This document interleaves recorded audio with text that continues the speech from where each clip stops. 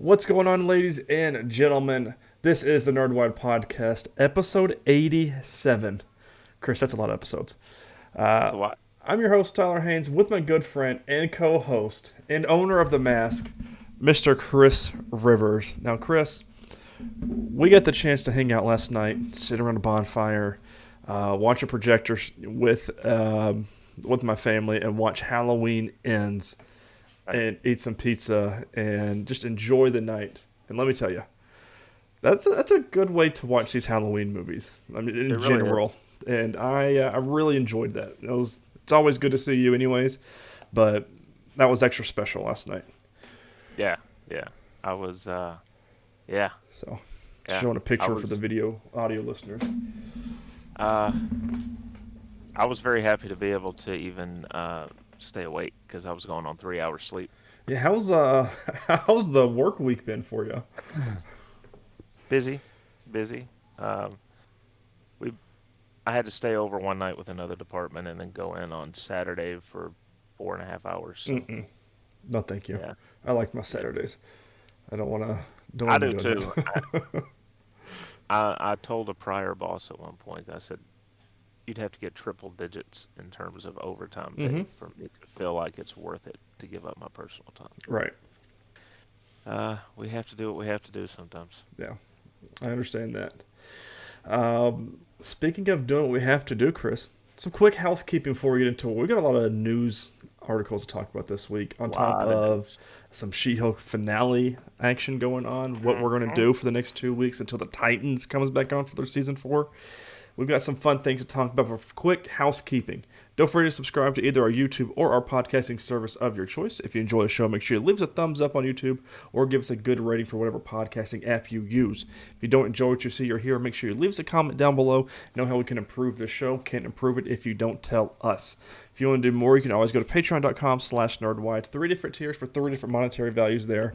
If you want to do that, there's a lot of goodies for each different tier. Of course, each tier goes up in monetary value. Things like $3 is for monthly, and there's different things there. So if you want to do that, head to patreon.com/nerdwide. Now, Chris, have you been watching anything this week? Uh, no, I did watch. I take that back. I mentioned this to you last night. I did watch the pilot for the new Interview with the Vampire Yeah, series. what do you think? It's really good. Um, there's changes from the book, but even though she's passed away now, but knowing that Anne Rice had a hand in this, um, I go on the assumption that she approved the changes. Right. So I'm good with it. I'm going with it. So we'll That see how it. is it a weekly drop for an episode? Yeah, Okay. yeah. It's on AMC. Oh, see, I need to. Hey It came Siri, on.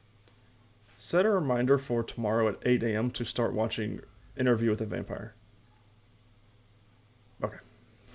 It came on for the first episode between the Walking Dead episode and Talking Dead that they do afterward. That's So they different. kind of they dropped it in, but yeah, it was weird. I guess they wanted it to get the audience, Right.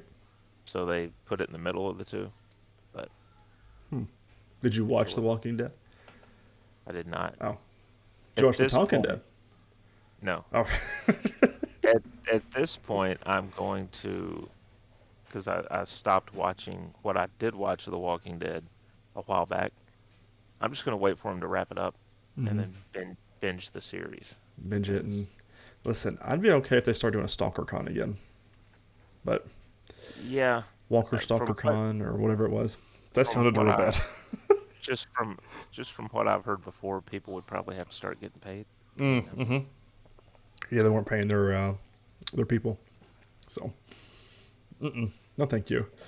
I've been real busy. Started the new job this week, so yeah, I haven't had time to watch anything. We've been real busy. I feel like getting things ready and coming right off the vacation week as well. So I haven't had time to watch hardly anything. We're still an episode and a half behind on Bachelor in Paradise, and if I don't have time to watch that, Chris, I don't really have time to watch anything else. So, um, So we don't have this in news, but I read it during the week. It's not really affecting too much of what we have. The uh, the lady that was over those programs, Mm. um, she oversaw the starting of The Bachelor and all these different programs, has stepped down. She was Oh. she was there for 29 years. She's retired. It's not that so I'm curious to see how a lot of those programs Mm. now. Hopefully get better. I'm just gonna go on a limb. So, because a lot of VIP right now is, I know a lot of our listeners love listening to the reality speak, but it's very, it's obviously scripted. Some of the segments aren't. I'm like, okay. I fast forward through a lot of things. I'm like, I don't enjoy the scripted stuff. I know some of it is, but don't make it blatantly obvious, or I can like, okay, this is hard to watch scripted. So Yeah. hopefully they go away with that. We didn't even finish the Bachelorettes last season because it was just so boring. Even though they tried doing two Bachelorettes at the same time. Why? Just why? Yeah, Gimmick. they had to get new eyes, I guess, or something. But Chris, we have some fun things to talk about, including gimmicks for She-Hulk episode 9, the finale. Of course, we go spoiler full on all of our MCU shows and shows we watch weekly, and She-Hulk is no different, especially for the finale. I'm going to the reviewgeek.com by Greg Wheeler for this one, and this episode's titled, Whose Show Is This? Let's see. All right, we start off. Jen is given an offer from the DA for a plea deal. The terms include her permanently being banned from transforming into She-Hulk. She also quits her job and gives up her apartment as well, moving back home with her parents. Dennis goes on air adding insult to injury by claiming he dated Jen for a while and could see the issues before even becoming She-Hulk. A video of She-Hulk twerking and dancing in college does the rounds, but it's not the twerking in the office. It's a video of Jen at college dancing about, which Jen's embarrassed about, claiming she has work to do. That work includes Jen and Nikki working together to try and find out who is taking Jen's information and putting it all over in Intelligentsia. Pug shows up on Nikki's command at a conference in a lodge where a group of men bemoan She-Hulk's powers. Pug chimes in, claiming it's all due to nepotism. Todd is there too, and he confirms that he's the one who hacked Jen's phone. Funnily enough, Abomination is also there. Jen arrives and notices Emil and Todd, and she is shocked that she's being betrayed.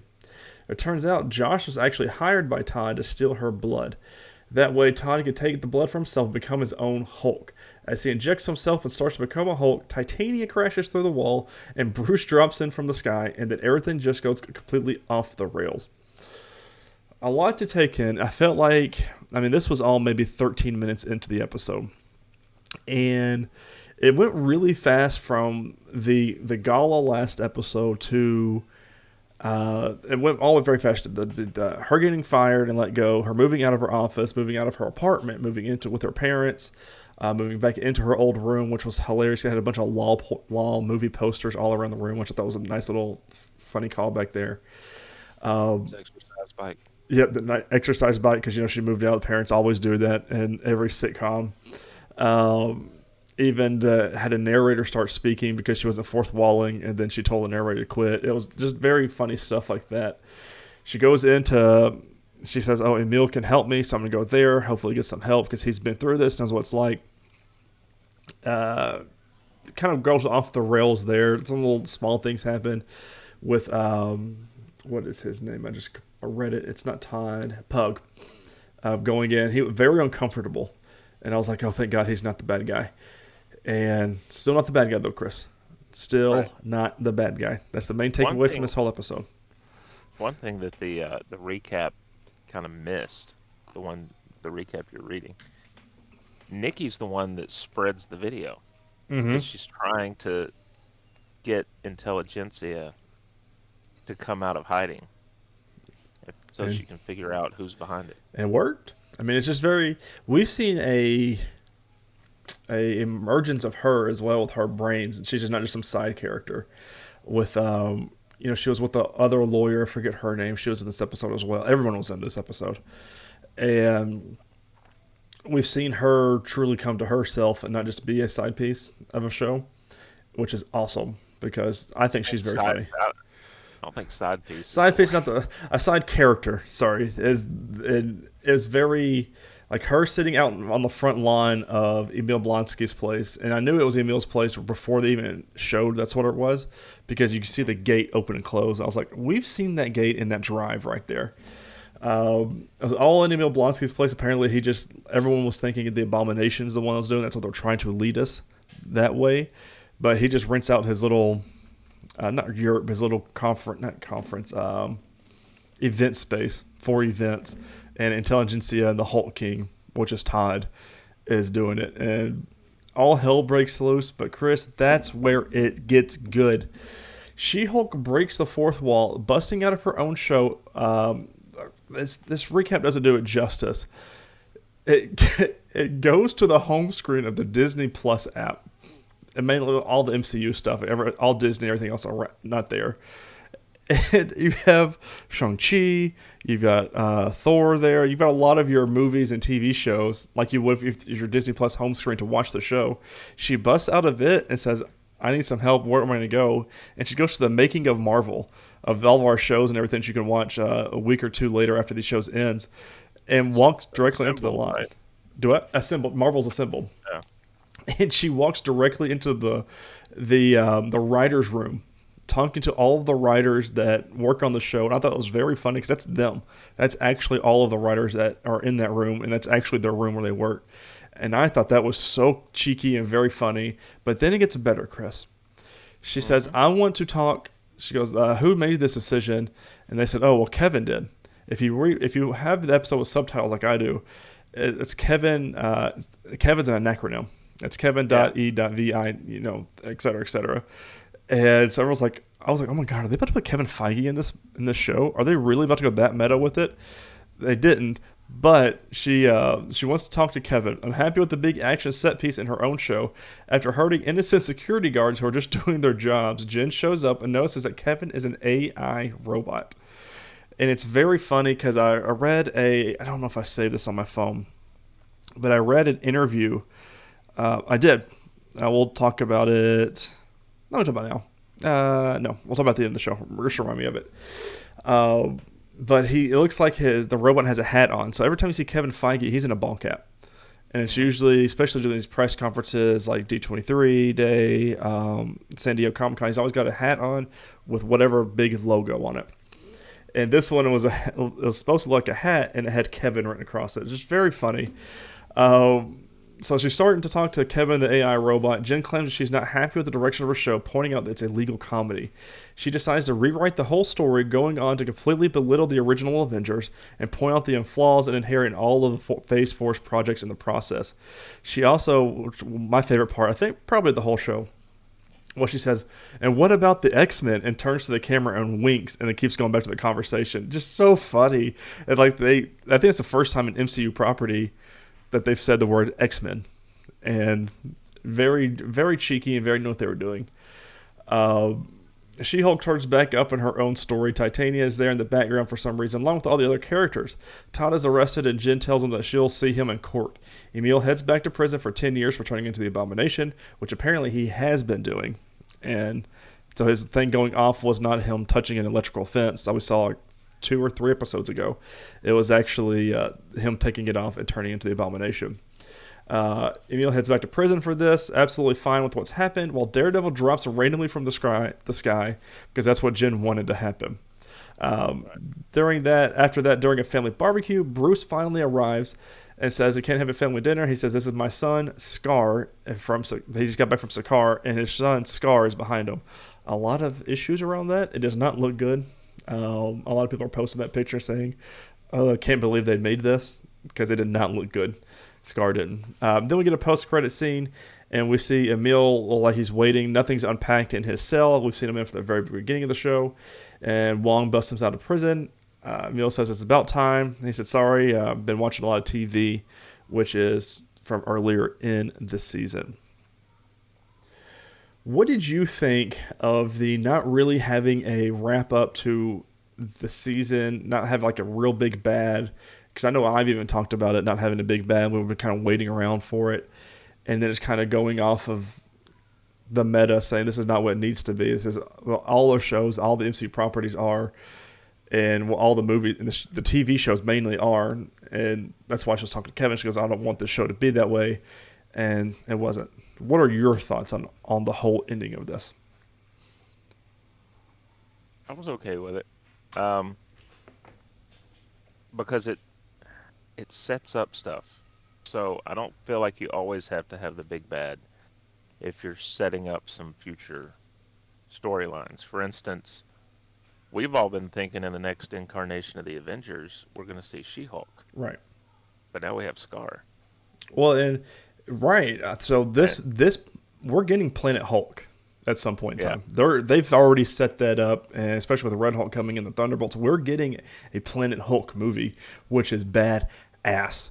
And even during the whole Kevin scene, she was asking questions, and he said you'll have to find out in the next movie, or in her next movie, or the next. It was something implying that she's going to be in a movie, and I'm she like, was like, "Really?" And he was like, yeah, "No." yeah. It was just very stuff like that's very funny, and I loved every bit of that.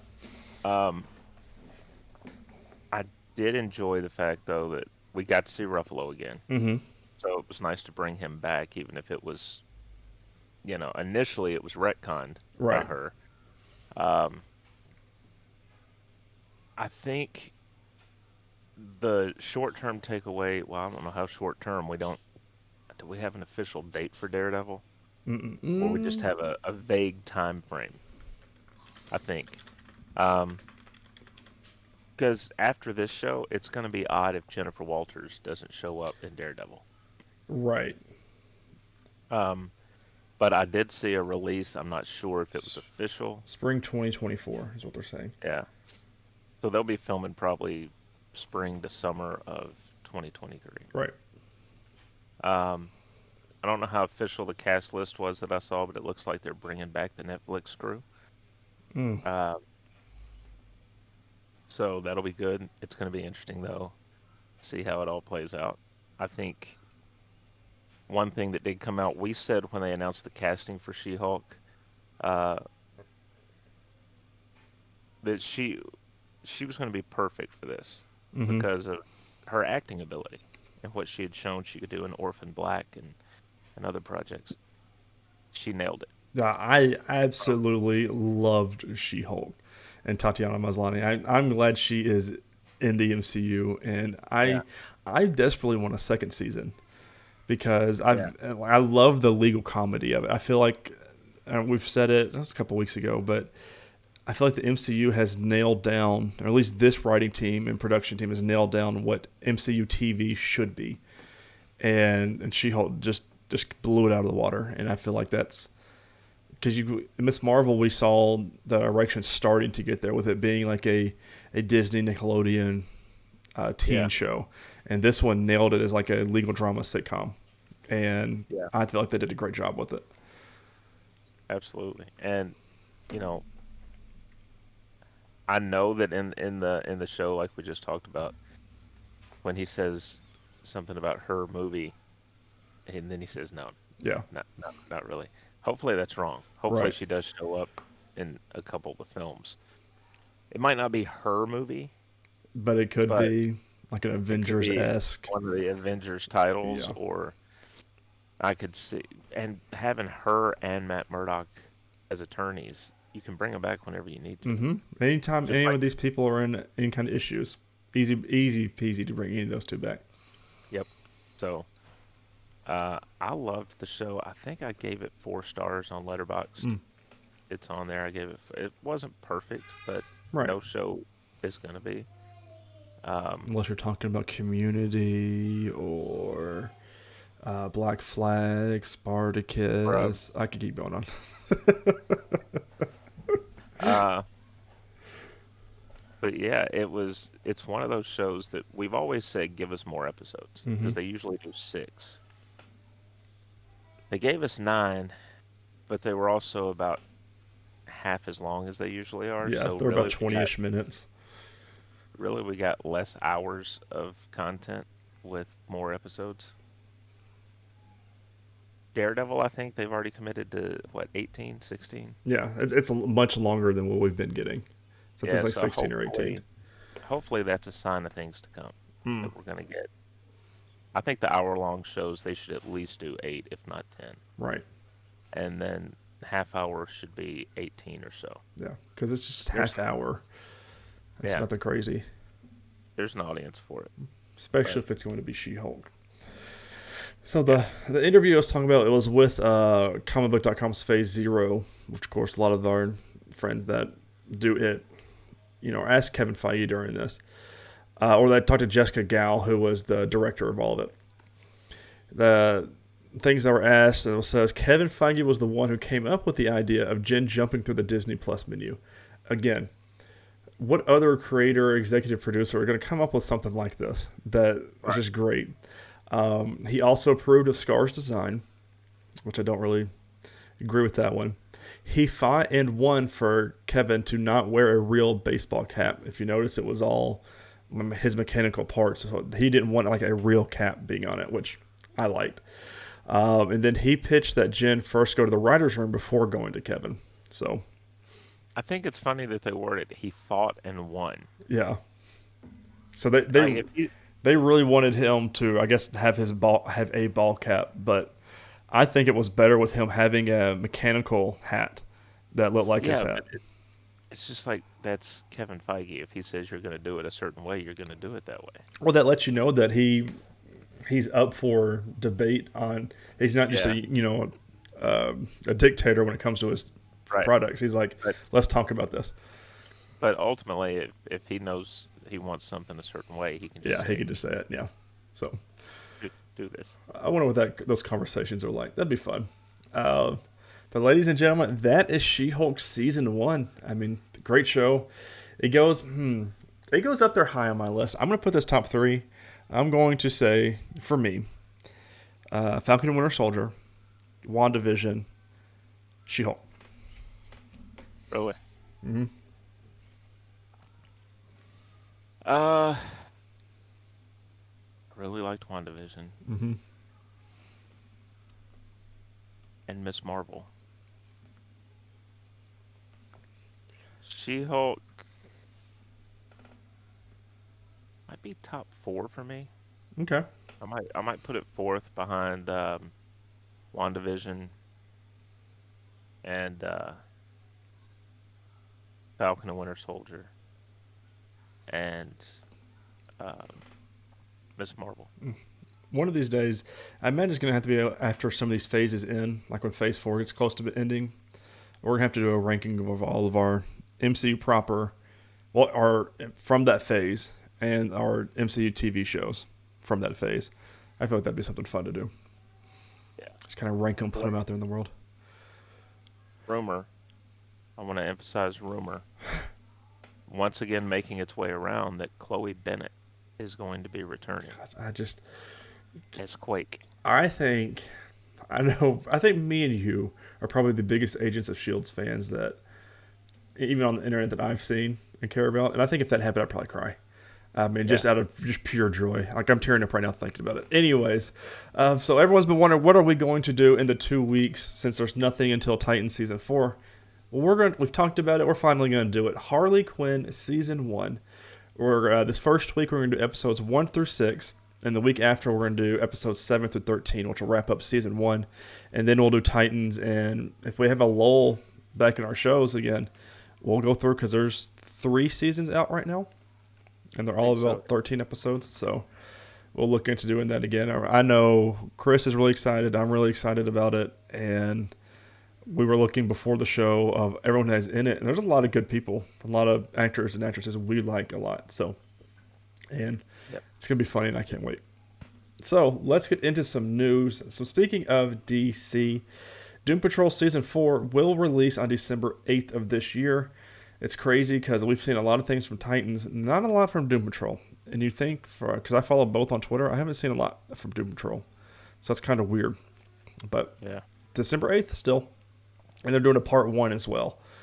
So makes me nervous, Chris. Other news, we've got Tom Welling has joined the cast of the supernatural prequel, The Winchesters. I'm going to Deadline.com by Denise Petsky for this one. Smallville alum Tom Welling has joined the cast of the CW's drama series, The Winchesters, from the supernatural trio of Robbie Thompson, Jensen Ackles, and Daniil Ackles. Warner Bros. Television CBS Studios. The news was announced this week by the Winchesters producers and cast at New York Comic Con, with Welling making a surprise appearance.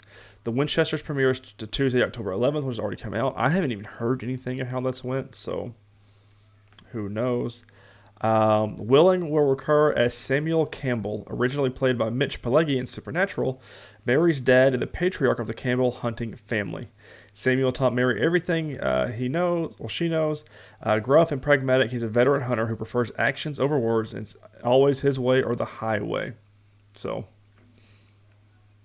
perfect role for an older Tom Welling now. And because I'm listening to the Talkville Smallville Rewatch podcast with him and Michael Rosenbaum, and I love it.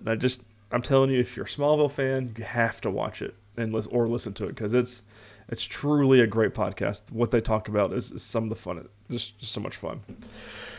And then last news story I've got here, Colin Farrell says the Penguin series takes place a week after the Batman. I'm going to Variety.com by Zach Sharf. Colin Farrell is currently on the awards circuit touting his Venice-winning performance in The Banshee of Inisherin. But next up for the actor is a project of utmost importance to fans, HBO Max's The Penguin. The sequel series is to Matt Reeves' The Batman will start filming in early 2023. Farrell recently confirmed to Extra that the show picks up about a week after the events of The Batman, in which Riddler sent a massive flood into Gotham City. Quote, "It starts about a week after The Batman ends," Farrell said, "so Gotham is still somewhat underwater. I read the first script of the first episode, and it opens up at my feet splashing through the water in Falcone's office. Even that alone, when I read it, I was like, oh, Jesus." So, he says it's very lovely and very well written, which is what I would say when someone's writing something I'm working on too. So, we're watching that, right? We're going to be diving into that one? Okay. Yeah. Just double checking. And the releases this week for Chris and my wife. Wednesday, October 19th, American Horror Story NYC comes out on FX. Bada bing, bada boom. For you people. The promo art has been very interesting. Yeah, it's not yeah, Jim keeps sending me pictures. Yeah. All right. Movies. Have you watched anything? Nothing. Else? I hadn't had time to watch anything. I think I was able to watch that Smallville episode for the week, but that was it, unfortunately. Yeah. Same here. So we'll get right to Halloween Ends. This is going to be really interesting to try and even do a synopsis of. We don't want to spoil a ton. Maybe light spoilers here on Halloween Ends. Mm-hmm. We'll do a full spoiler next week, so people have time to catch up and watch it all, because I want to talk about it. Yeah. So, the movie kicks off without Michael. Mm-hmm. Kicks off, and I'm gonna need to very quickly here, hopefully, if everything cooperates, pull up my cast list, because it's interesting the way that they've done this. So we kick off the film seeing a couple from 2019 leaving their kid with a babysitter. And we all know horror movies and babysitters and what goes on there. The babysitter's named Corey, portrayed by Rohan Campbell. Which hasn't been in a lot of things. Like, he's been in a decent amount, but nothing like big, if you will. And I was really surprised, because I really liked that actor after this movie. Yeah, he does a really, really good job. I'll spoil the first scene, or the first bit, because it's the first bit. Yeah. It sets up everything. Basically, the couple is going out. They're going to leave their son with him. They say, no scary movies. Yeah, no horror movies, and go to bed by 8:30 or something like that. Yeah. And he's like, oh, we're going to have fun.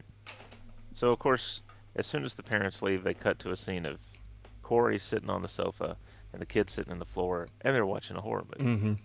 Uh, and the kid decides he's going to disappear when Corey gets up to go get something to drink. He finds him upstairs, and he goes into the attic, and the kid locks the door behind him and won't let him out. And Mm-hmm. about this time, the parents come home. So it couldn't have been a very good party because Right. They were not gone that long. no, not that long.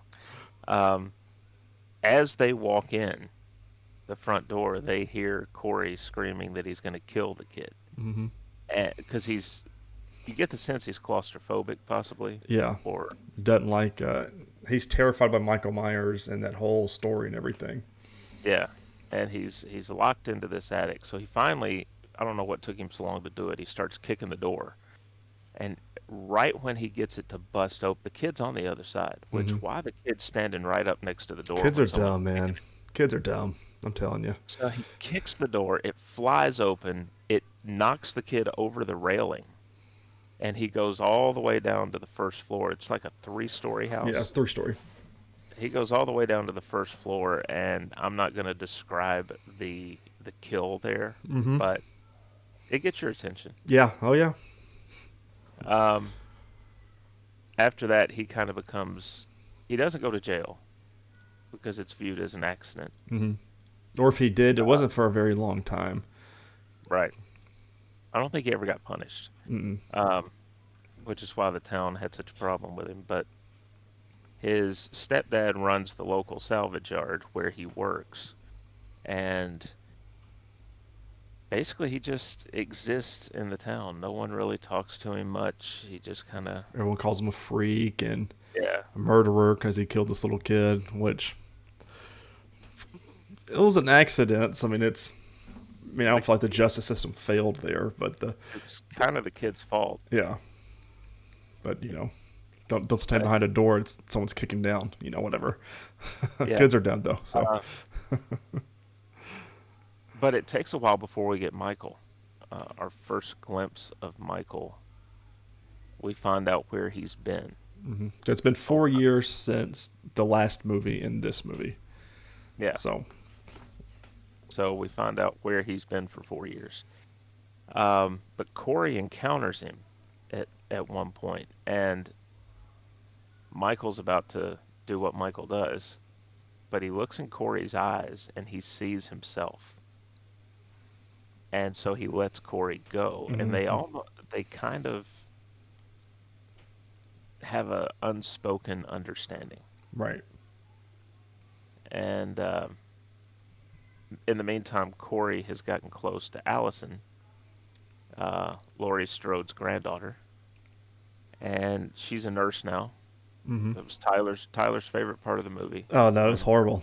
Uh, nurses are on screen. well, you notice that because we watched it with my dad, who was an emergency nurse, and when she was like at an urgent clinic, they kind of portrayed it as an ER, and it was very, very weird how they were doing things. I hate when they do medical stuff on shows, and because you just clearly point out everything that's wrong, like why was she sewing up this dude's hand, and it was just some stupid stuff like that.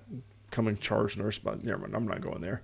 Um, just I hate medical shows with my background. So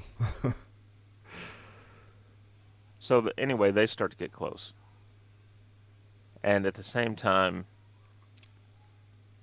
as the film goes on, Laurie begins to pick up things about Corey. Well, why they had to make their names rhyme. That that she sees something of Michael in him because she's looked into both of these people's eyes, and she sees the same thing in him that she saw in Michael. And I guess we leave it there, yeah, right? Because I don't think there's much more we can say. There is a DJ in this film who I thought it would have been fun. I said something to you after the movie went off. That I thought it would have been funny if they'd had Busta Rhymes play the DJ since he was the one that initially kills Michael Myers back in the day. that actually it was supposed to be final. Mm. Um, it was H2O. Is that right? I can't remember. I'm mixing them up now. But it would have been funny if he'd returned for that. Um, so I will say this: my thoughts on the movie, insofar as we can talk about them here. Um, I liked it. I've seen the scores other people have given it. I saw one person that I follow on Letterboxd didn't even rate the movie. Another person gave it 1.5 stars. Mm. I gave it 3.5 stars. Um, it depends on how you watch it. If you're watching it as a standalone Halloween movie, if you're just going to throw this in and want some good kills, there's a couple of nice kills in the film. I still don't think anything from these last three movies tops the gas station bathroom scene Correct. where it was just brutal. I Mm. mean, it wasn't even so much it wasn't so much about gore in that scene as it was just the brutality of someone, and this is from a few years ago, so if you haven't seen it, I'm going to spoil it. Just having their head slammed over and over into a wall, Mm-hmm. and you start to hear the mushiness of Uh, it. oh, Yeah, it's just yeah. so accurate. It's gross. So I don't think anything in these films has topped that, but you do get some kills in here, um, and I think the story that they tell makes this a better movie. If Mm. you're watching it in the context of the series and you're following the story and kind of where they're going and where they leave it, I like it. Right. Um, if you're just wanting to pop this in to watch some good kills and see Michael Myers inflict tons of damage, this is not the film for Mm. you. So I gave it 3.5 stars. Another great performance from Jamie Lee Curtis. Also Andy Matichik. Mm-hmm. Um, he kills it again. James Jude Courtney as the Shape. We all keep referring to him as Michael Myers, but John Carpenter has always referred to him as the Shape. Well, and Um, that's how they keep crediting him as well. yeah, and it also ties to a line later in the film, the Shape of Evil. Mm. You know, so It's. we're I enjoyed it. I, I gave it 3 stars on Letterbox, and I'll hmm talk more about it next week when we go full on spoilers for it.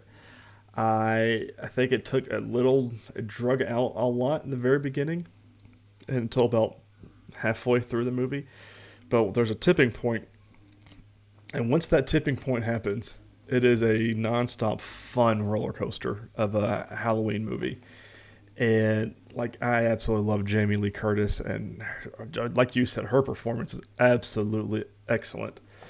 And it was just, I mean, the movie's Halloween ends, and I feel like it ends that storyline. right. Is all I'm going to say right now.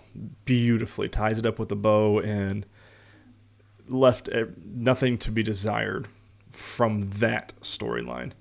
So I'm just going to Yeah, leave that there. But I really enjoyed it. I wish we could get a Halloween movie every 2 years or 3 years, just because I love the whole just random serial killer that can't be killed, can't be stopped. There's nothing really demonic, nothing really ghosty possession. It's just your slasher, hack and slash, whatever you want to call it, horror film, and pure evil. pure evil. And the score gets me every time.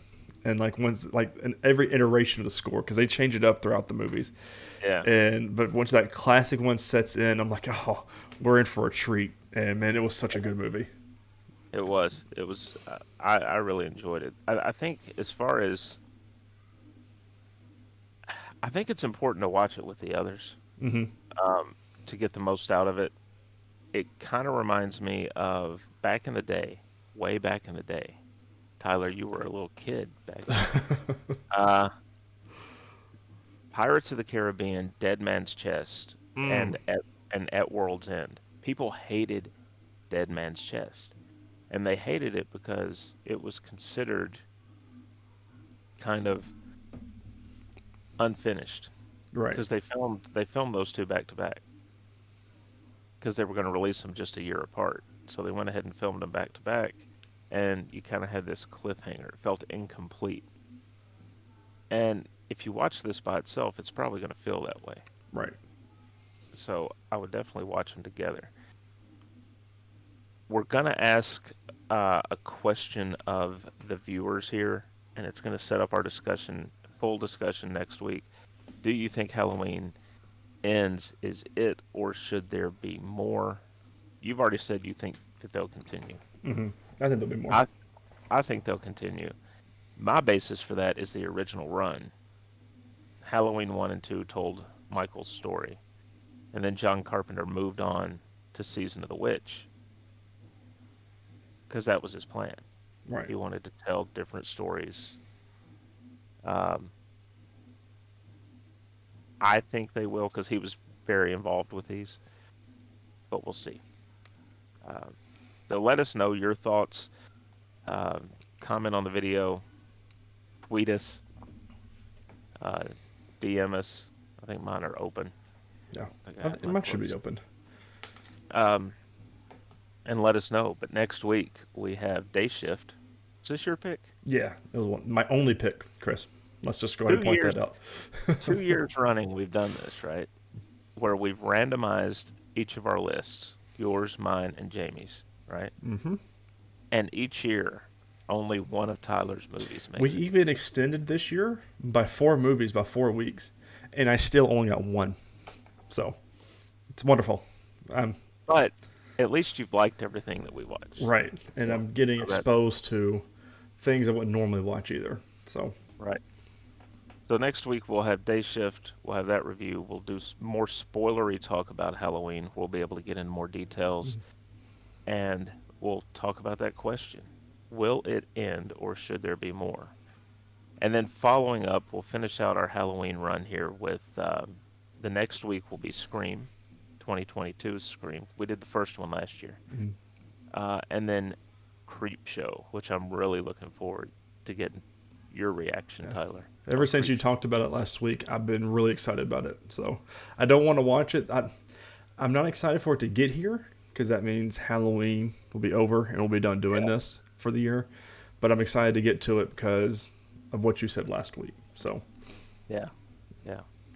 It's very good. George Romero, who directed Night of the Living Dead, was one of the people in charge of that, mm, as well as Stephen King. So um, we've done movies written by both men in this run. All right, on to the news from the Hollywood Reporter and Boris Kitt. Marvel Studios pauses Blade movie amid search for new director. Feature project was in pre-production in Atlanta, heading for a November start of photography. In the wake of parting ways with director Bazem Tariq 2 weeks ago, the studio is pressing pause on the vampire adventure thriller that is to star Oscar winner Mahershala Ali. Marvel's temporarily shutting down production-related activities in Atlanta, where the project was to have shot starting in November, while it conducts a search for a filmmaker and further develops the feature. Crew members were notified Tuesday, according to a source. Studio is hoping to restart the production in early 2023 after the publication of this story. Disney pushed Blade from its November 3rd, 2023 release date to September 6th of 2024, one of a slew of changes due to the film's delay. almost Uh, a complete year back. yeah, and that's the thing about this. This is a important film in the MCU, and it tells you how big of an impact it was going to have when everything behind it had to shift. Mm-hmm. They couldn't jump one in front of it to take its spot or anything like that. So this is major. I've heard it was because Ali and Tariq were not getting along. They didn't Hmm. have the same vision, but I don't know how true that is. So that sucks, though. Yeah. That's one I was looking forward to. Um, Speaking of the delay in movies, here is the list. All right, Blade goes from 11/3 of 23 to 9/6 of 24. Deadpool 3 goes from 9/6 of 24 to 11/8 24. Fantastic Four drops 11/8 24 for 2/14 of 25. An untitled Marvel film leaves 2/14 of 25 for 11/7 of 25. And Avengers Secret Wars moves from 11/7/25 to May the 1st Mm, of 2026. that's a big push. Everything drops back. Hmm. It's kind of like the double-edged sword of announcing all of these films and titles early, like they do. 2 to 3 Yeah, years early. Because when things like this happen, you have to push it all back. Because, like you right, said, it's not like they could put something in. It shows how important it was. You can't just push something ahead of it to take its place. right, You have to follow the timeline and the plan here. So, right. Um, I'm curious too. We didn't get any word on the shows, mm-mm. so I don't think they've really will talked much about the shows. Like, will the what we're getting shows more. be impacted though? It's a good question. I mean, the only thing I think they've got working on is What If and Loki season 2. I think that's it. I don't. Are they doing Yeah, anything else? Have we heard any? Well, Daredevil, but that's 20 the next year. the only thing left this year is the Guardians holiday special. Right. So, um, the Dune sequel will be pushed up due to the MCU delays to November 3rd, 2023, Yes, it will bring it on. which is good because I think weren't they already filming that? They're for me now. Yeah. So I don't know why. I know they want to wait for certain times of the year and everything, but you're filming the movie now. Why not? Why would they have held it off that They long? didn't want to compete with Marvel. I mean, I don't blame them. Well, You'd have Blade and uh, it go against each other. So, yeah. Finally, in movie news, Netflix is launching their ad-supported tier in the U.S. on November the 3rd. Let me get this opened up here. This comes from the New York Times. And the byline goes to, it's not going to let me read it, Tyler. You may have to take this one. I sure can. Give me It, a subscriber splash page on oh, my phone. that's weird because I'm definitely not a subscriber. I don't know. Maybe my ad block's got to. We are going to New York Times by Nicole Sperling. Netflix began offering its cheaper ad option beginning November 3rd. Viewers who choose the $6.99 subscription will be shown 4 to 5 minutes of ads for every hour of content they watch. The streaming company on Thursday unveiled the details of its big effort to jumpstart subscriber growth after the company's first quarter revelation that it had lost paying customers for the first time in a decade. Beginning November 3rd in the United States, Netflix will offer a $6.99 advertising-supported subscription called Basic with Ads, a lower-cost option that will show people 4 to 5 minutes of ads per hour of content they watch. This tier will also be available in 11 other countries in November: Australia, Brazil, Britain, Canada, France, Germany, Italy, Japan, South Korea, Mexico, and Spain. The ads, ranging from 15 to 30 seconds, will play before and during television shows and older films. For new films, the ads will play only before the movie begins. Subscribers opting for this tier will not be able to download titles for later viewing. A prohibition based on whatever, you know what I'm trying to say, based primarily on technical challenges. I get it, and I mean that's what most like companies like Peacock and others are doing right now too. That for these lower tiers, they are doing ads, which it being 15 to 30 seconds before and during the shows, it's not bad. And then for them saying for new films, ads will play only before the movie begins. Well, that's what Peacock does. And like what we saw at the movie last night, they gave us a 30-second trailer of the movie we're about to watch, and then went to play it, and we didn't have any ads or anything, you know, afterwards. So, huh, It's finally coming though. not it's not terrible, but I understand there are people that they don't have it in their budget to get the ad free. Right. So this is obviously what you need. If you can afford to get ad free, I still recommend people get it because You No know, one wants to watch ads. no, So not at all. Releases this week: Black Adam in cinemas October 21st. And as we talked about before the show, it's funny we have not planned to see this. we did get tickets. Didn't do. I had a buddy of mine, Steven, ask me. He said, "Hey, did you get tickets for Black Adam?" I said, "Funny you should say that. Did not realize that's coming out this week." And no, I did not. I said, "If I do get some, do you want to go?" He said, "Yeah, just let me know." I said, "Okay." So we will see when we watch that film.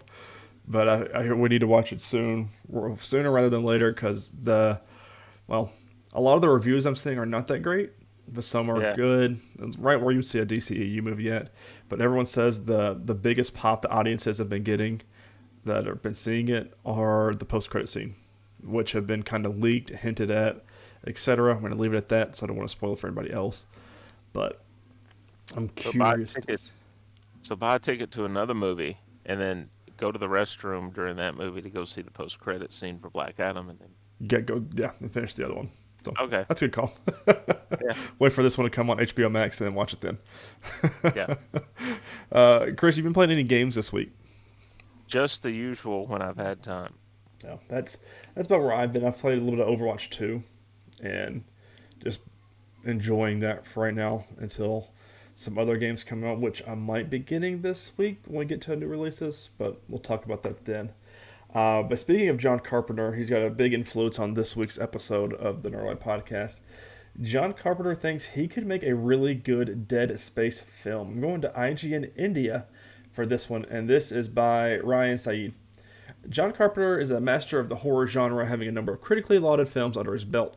Influential filmmaker responsible for 1970s Halloween, 1980s The Fog, 1981's The Escape from New York, and more, which came to be considered as cult classics. Besides being an influential filmmaker, Carpenter is also known to be an avid gamer, and he thinks he can adapt Dead Space into a great film. While speaking to the AV Club, Carpenter talked about his upcoming film, Halloween Ends, as well as video games. He was asked if he has any interest in ever adapting a video game to a film. Carpenter only had one game in mind. Quote, "The only one I can think of, and I've mentioned it before, is Dead Space," Carpenter said. "That would make a real great movie, and I could do that." Carpenter was also surprised when he heard that HBO is making a The Last of Us TV show. When asked about his favorite Dead Space game, Carpenter said he likes all titles in the series, while any of them were really good. "I even liked the last one, the action one that no one else really liked." So, curious. So, I think that would be, from what I know obviously about John Carpenter in Dead Space, he would be excellent.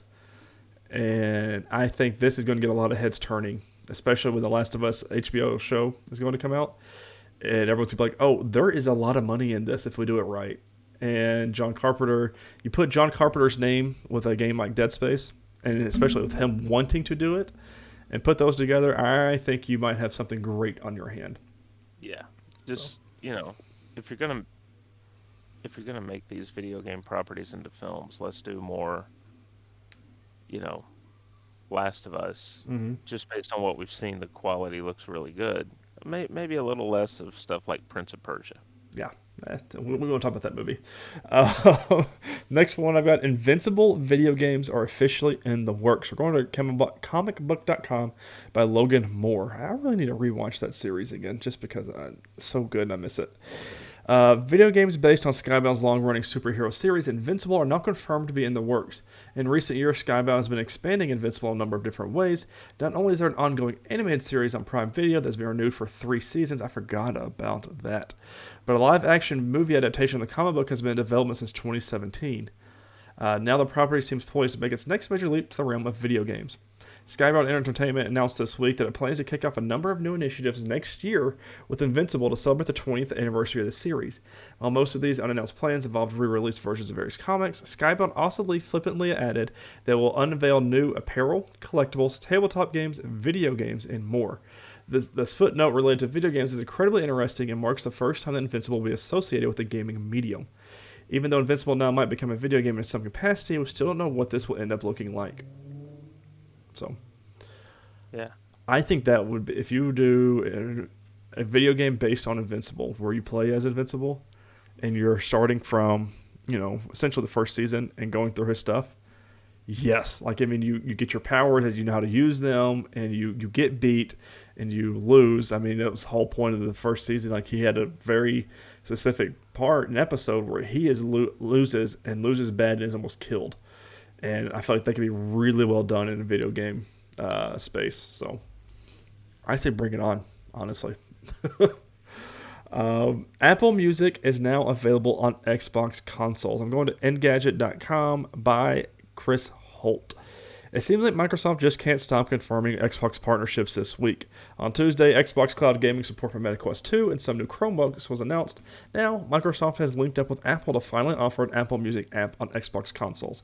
As spotted by Eurogamer, you can snag the app on Xbox One or Series consoles by searching for it in the store, or download it remotely from the Microsoft Store. As with other music apps on Xbox, such as Spotify and Pandora, you can listen to Apple Music in the background while you're gaming.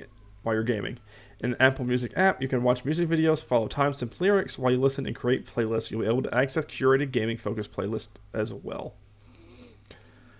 That's awesome.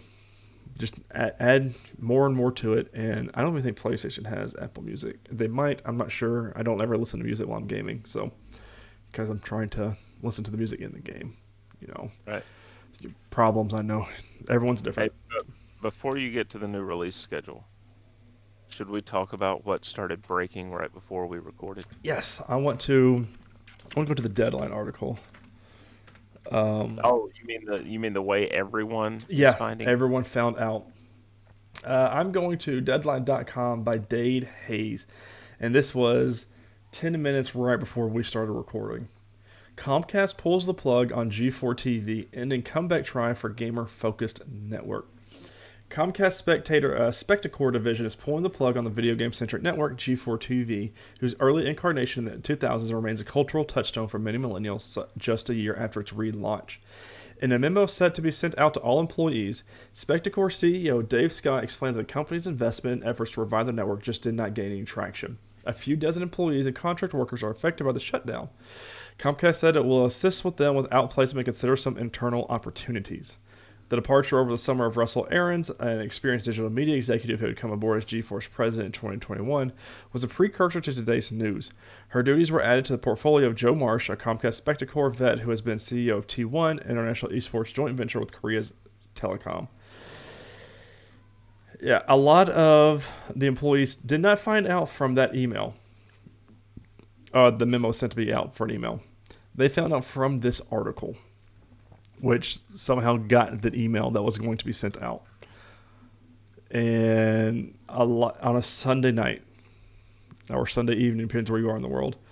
And that sucks. And I honestly enjoyed G4 TV. I didn't watch it as much as I probably could have or should have, but I really enjoyed what I was watching. Gina Darling, Danny Pena, Xavier Woods, Alex, Golden Glove, and just the completionist Gerard. There was a whole lot of people there that do a whole lot of great things, and they are reeling tonight, just being told that essentially got fired, will let go, and on a Sunday night. So it sucks. I hate it, and if there's anything that I can do in my small little verse to help people out, I will, but it sucks. So, of course, there will be more news with it next week, so we'll see what happens on next week's show. But I was breaking just 10 minutes before we started recording, so. You wonder, a lot of the people that game may have, I'm not familiar with what they do outside of G4. They may have Twitch streams that they do. They may have I know Gina Darling does. Yeah, they may have other sources of income that'll help during this time. Yeah. Some people don't. Some people, they put all their eggs in this basket. Well, that you got production on the back end, that work everything else behind the scenes, and just nothing. But so we'll see what comes of it. I hate that because I was really excited when it came back. We've talked about it on the show and news before and everything, and nothing, and didn't even last a year. So that really sucks. Notable releases this week. There is a bunch. A Plague Tale Requiem, PC, Xbox Series, PS5, and Switch, October 18th. That's also on Xbox Game Pass for free. Ghostbusters Spirits Unleashed, PC, PS5, Xbox Series, PS4, and Xbox One, October 18th. Uncharted: The Legacy of Thieves Collection comes to PC, October 19th. Mario and Rabbids Sparks of Hope for Switch, October 20th. Warhammer 40,000 Shoot Us Blood and Teeth for everything, October 20th. Gotham Knights for PC, PS5, and Xbox Series X, October 21st. And New Tales from the Borderlands on everything, October 21st. Persona 5 Royal on everything, October 21st as well. I'm still debating on getting Gotham Knights. Not 100% sold in, but I'm at the point like I want to play something new. And Well, there's Ghostbusters. Right. yeah, Ghostbusters is that's a good co-op game too by Ilphonics, so might jump on that. I don't know. I know Mario and Rabbids I'm probably not gonna play. I played the first one, wasn't really 100% sold in it, so we'll see what reviews come out this week for Mario's and Rabbids, and I might jump on that. So we'll see. I know they changed a lot of things up that I didn't like, so Yeah. it could bring me in. But we will see what happens this week, and I'll tell you about it when we record next episode. But until then, ladies and gentlemen, thank you all so much for listening. We hope you enjoyed this episode of the Nerdwide podcast. Don't forget to share on all your favorite social media platforms, and forget to rate and review on whatever podcasting service and app you use. Social media, you can follow the Nerdwide account on Twitter at nerd_wide. You can follow me personally at Ty_Haynes. You can follow Chris at MavTN7. On Facebook, you go to facebook.com. On the search bar, search at Nerdwide Podcast or just Nerdwide, one word. It'll be the first thing that pops up. Like us and follow us on either one of those two apps and services, and those will be the first way you can know when an episode goes live. As always, this has been this week's episode of the Nerdwide Podcast, and we cannot wait to talk to you about fully spoiler-free Halloween Ends, Harley Quinn, and the movie, I already forgot it, it is Day Shift with Jamie Foxx. So we'll go to you guys next week. Thank you so much for listening and watching, and we'll talk to you then. Later, guys.